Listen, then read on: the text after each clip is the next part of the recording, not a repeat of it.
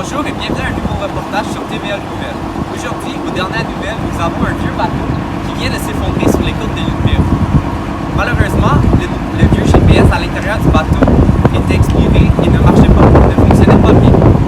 Donc nous allons avoir le navigateur qui va venir nous expliquer la tragédie. Bonjour Québec, moi c'est Jean-René Ledoré. Là, je vais expliquer quelque chose. Ce bateau-là, il est à moi, puis c'est le plus vieux de l'île Perrot depuis 1942, OK? Puis là, les maudits GPS nouveaux, là, c'est pas bon. C'est l'ancienne technologie qui a toujours été la meilleure à utiliser. Et comment est-ce que cela est-il arrivé, M. Jean-René? Dans le fond, je me suis fié à la météo sur mon cellulaire portable et on m'a dit qu'il n'y avait pas de vent.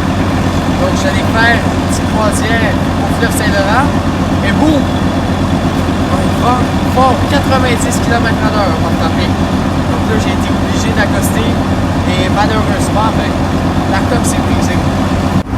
Donc, M. Jean-René, quelles sont les différences entre les anciens bateaux et les nouveaux bateaux de nos jours?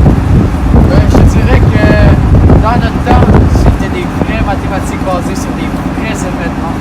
C'était peu. On utilisait des sextants, des octants, aussi bien sur la Lune, sur le Soleil. Maintenant, c'est des GPS qui nous brûlent le cerveau. C'est ça la différence. Ce fut un tragique accident pour Jean-René. Mais maintenant, nous allons aller rejoindre deux de nos experts en salle pour nous expliquer le sujet des mathématiques de la navigation. Les mathématiques de la navigation. Merci. Aujourd'hui, je me présente. Je m'appelle Paul. Je suis étudiant en navigation. Donc aujourd'hui, je vais passer un peu les bases de ce que l'on doit savoir sur les mathématiques de la navigation. Donc, ce fut un malheureux accident pour Jean-René, mais nous allons essayer d'approfondir ce qui s'est vraiment passé. Pour commencer, les premiers navigateurs à naviguer les océans ne s'éloignaient jamais trop des côtes, pour ne pas se perdre. Ensuite, ils ont commencé à utiliser la navigation céleste, qui se basait sur la position du soleil et les étoiles.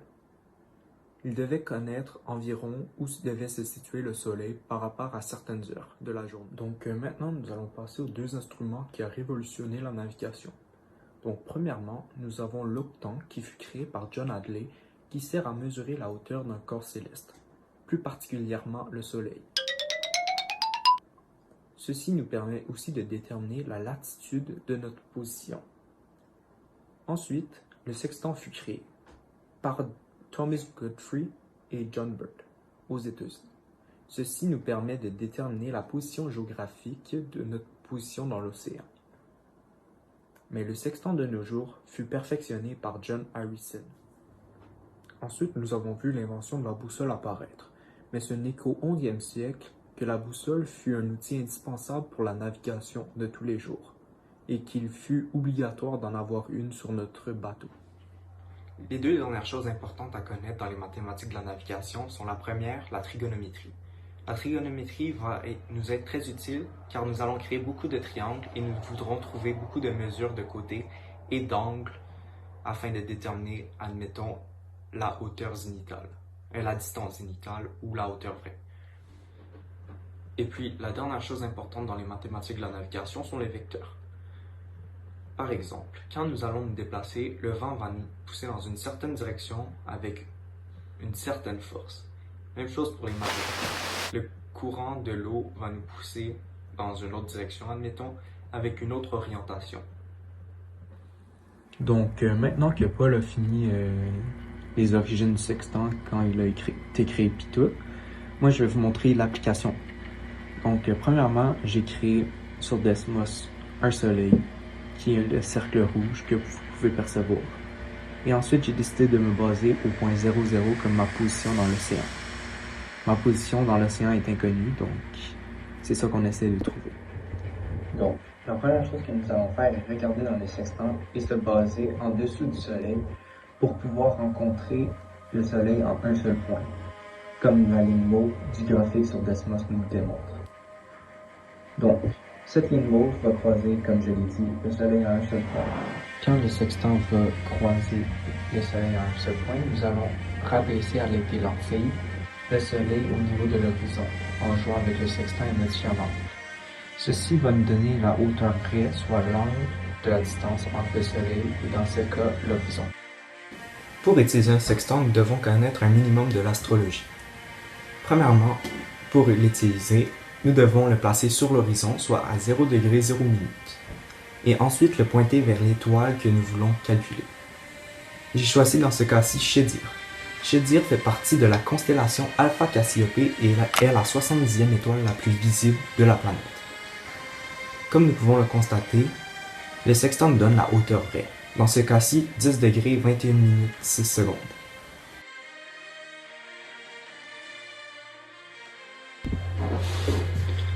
Après avoir déterminé la hauteur vraie de Chédir, nous devons faire la même chose avec une autre étoile. Donc, premièrement, nous plaçons encore à l'horizon, soit à 0 degré 0 minute, pour ensuite nous monter vers l'étoile. Dans ce cas-ci, j'ai pris l'étoile Spica qui fait partie de la constellation de la Vierge. L'étoile Spica est la 16e étoile la plus visible de la planète. Comme nous pouvons le lire sur le sextant, Spica a une hauteur vraie de 34 degrés 23,7 minutes. À l'aide de cette hauteur vraie, nous pourrons déterminer la distance zénithale afin de déterminer notre position géographique. Après avoir trouvé la hauteur vraie de Spica et de Chédir, nous devons trouver la hauteur vraie d'un troisième astre. Dans ce cas-ci, j'ai pris Alioth, qui fait partie de la constellation de la Grande Ourse et qui est la 33e étoile la plus visible sur la planète. Alioth a une hauteur vraie de 68 degrés à 50,8 minutes.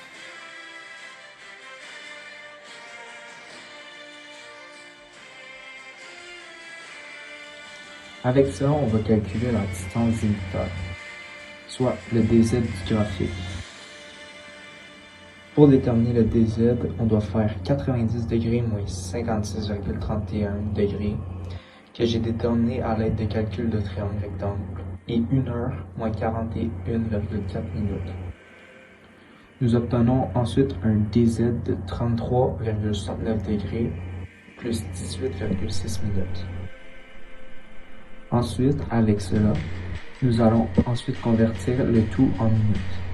Pour faire ça, nous allons donc faire 33,69 degrés fois 60 minutes, puis nous allons additionner ensuite 18,6 minutes. Ceci va nous donner 2040 minutes. Une fois que nous avons déterminé le temps, soit 2040 minutes, nous pouvons le convertir en 1000 nautiques, qui est égal au nombre de minutes, soit 2040 000 nautiques.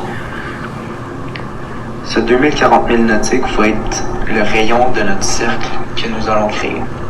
La circonférence du cercle noir que nous allons créer est l'endroit où on pourrait se situer dans l'océan. Donc, nous pourrions se situer sur n'importe quelle partie de la circonférence du cercle et voir le soleil sous le même angle à l'aide du sextant et trouver les mêmes calculs. Donc, c'est donc pour cela qu'il faut trouver au moins 3 astres différents, soit soleil, lune, étoile, que l'on connaît, et faire les mêmes calculs avec ces 3 astres au même moment, pour qu'ensuite nous puissions trouver un seul point qui relie le tout. Comme nous pouvons constater, le cercle mauve, rouge et noir sont toutes se rejoignent toutes en un point. À l'endroit où les 3 cercles se croisent est l'endroit où on se situe sur l'océan. Donc à partir de ça, nous pouvons déterminer nos coordonnées géographiques à l'aide de la longitude qui se mesure à partir du méridien de Greenwich.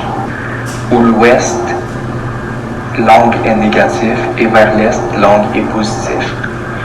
L'angle peut passer de 0 à 90 degrés, plus moins. Pour la latitude, qui est mesurée à partir de la ligne équatoriale, le nord, les degrés sont positifs et vers le sud, les degrés sont négatifs. Merci, chers collègues, de nous expliquer si bien la belle matière des mathématiques de la navigation et de nous avoir intrigués sur l'histoire de Jean-René. Maintenant, on passe à notre spécialiste en mathématiques qui va vous démontrer comment on faisait pour calculer dans l'ancien temps.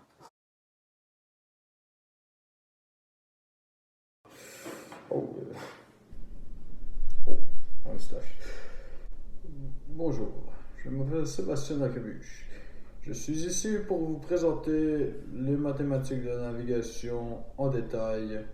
Je vous présente une situation problème.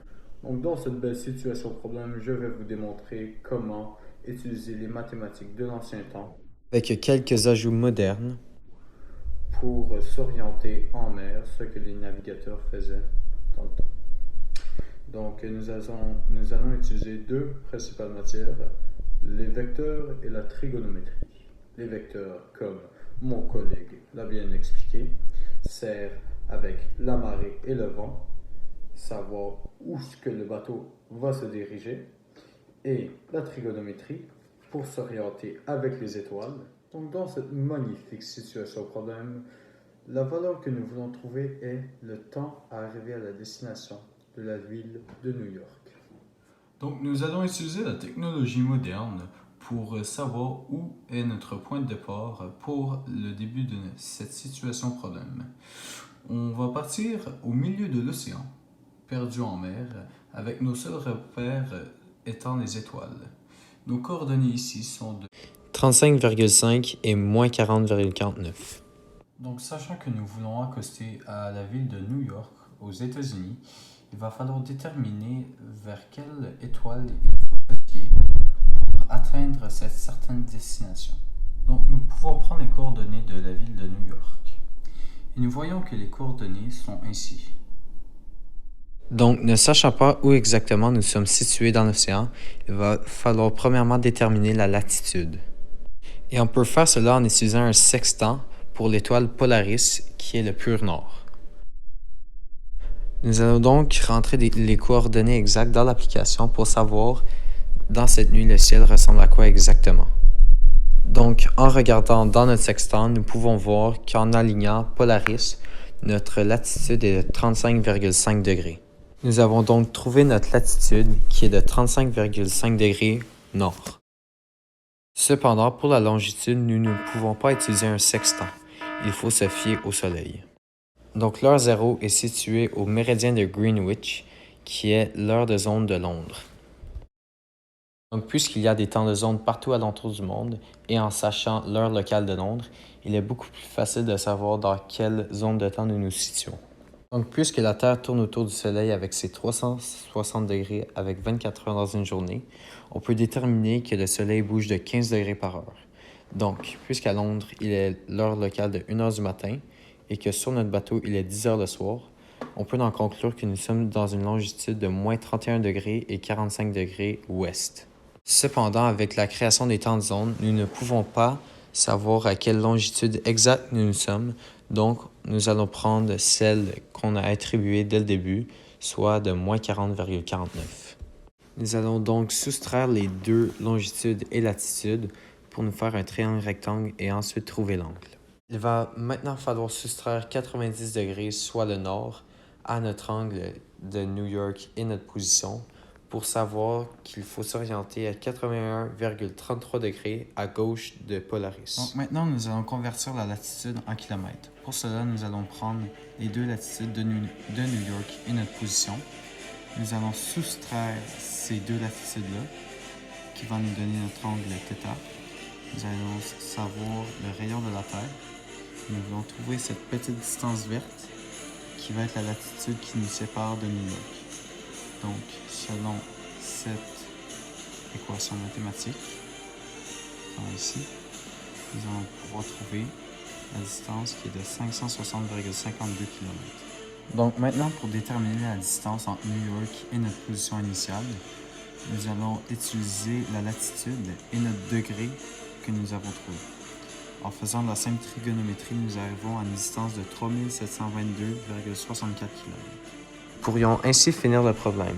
Cependant, nous avons négligé deux choses, le vecteur de vent et de courant qui ne frappe pas dans la même direction que notre vecteur de bateau.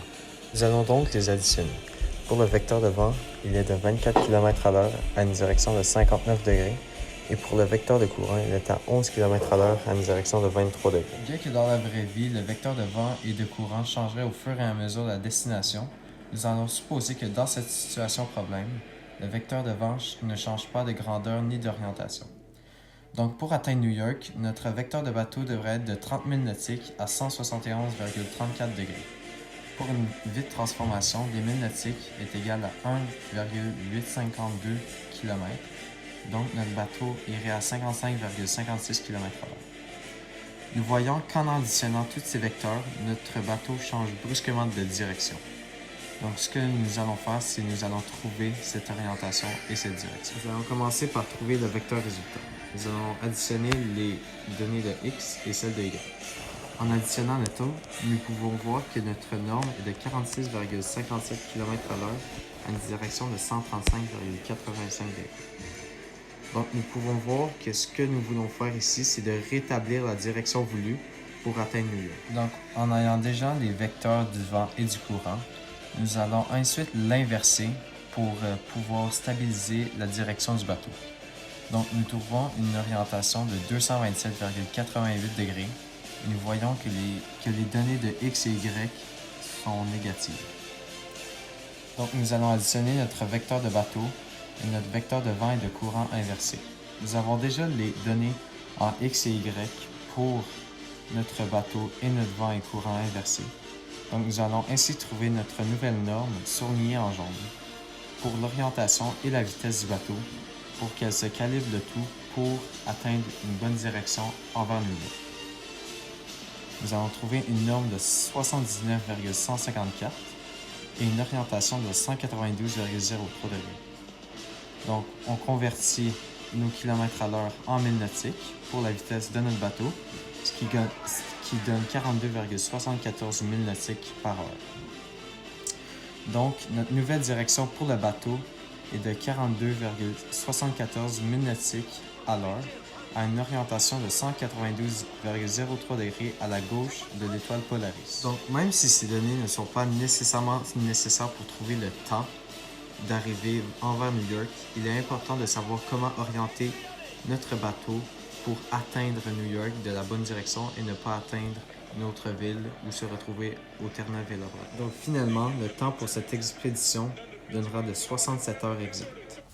Bien qu'il existe une multitude d'autres possibilités de créer un problème à partir des mathématiques de la navigation, je pense que vous n'avez assez fait avec moi pour aujourd'hui. Donc je vous remercie et de retour à vous. Bon, ben pour finir, j'aimerais vous remercier Jean-René pour toutes les explications que vous avez faites, l'approfondissement sur les mathématiques de la navigation. Merci, jeune homme. Ça m'a fait plaisir de vous expliquer les vraies mathématiques de la navigation. Merci, à la prochaine. À la prochaine. Ce fut la fin du reportage. Merci. Oh, bye bye!